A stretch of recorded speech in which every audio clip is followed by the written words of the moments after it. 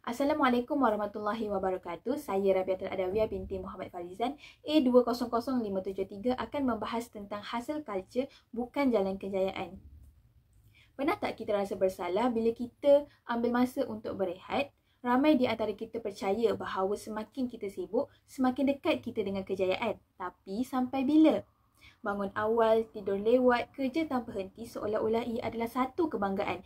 Namun di sebaliknya, ramai yang kepenatan, keletihan dan hilang diri sendiri.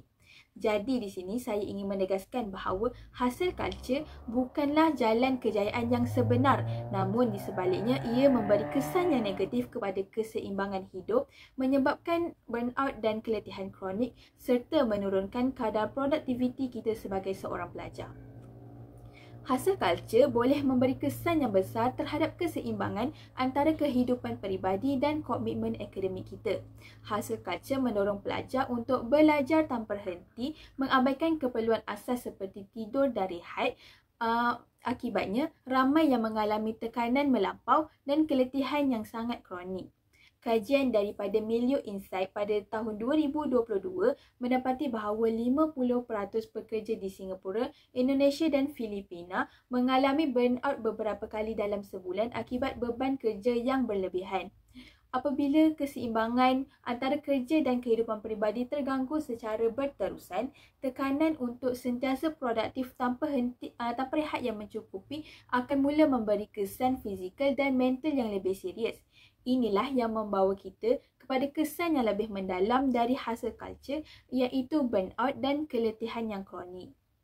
Pekerja yang terlalu mematuhi hasil culture sering mengalami tekanan yang melampau yang boleh menyebabkan keletihan fizikal dan emosi yang berterusan yang juga dikenali sebagai burnout kronik.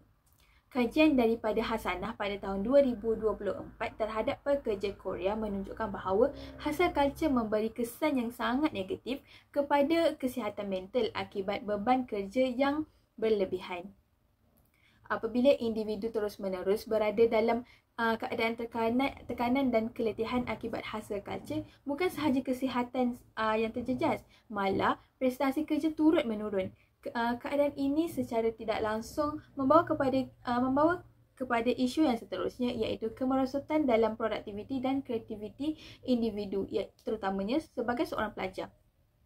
Apabila individu bekerja tanpa rehat dan sentiasa berada dalam tekanan, kemampuan mereka untuk berfikir secara kreatif dan menyelesaikan masalah juga terjejas. Kajian daripada Idris pada tahun 2021 mendapati bahawa hasil culture menggalakkan toxic productivity yang akhirnya mengurangkan keupayaan sebenar seseorang individu dalam menyumbang secara kreatif dan inovatif. Jadi, pada keseluruhannya,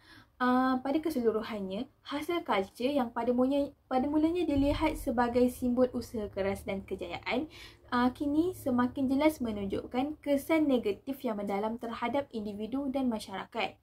Budaya ini amatlah mengganggu keseimbangan kerja dan kehidupan serta mencetuskan burnout dan keletihan kronik, menurunkan produktiviti dan kreativiti dan lebih membimbangkan lagi apabila ianya meningkatkan risiko masalah kesihatan mental.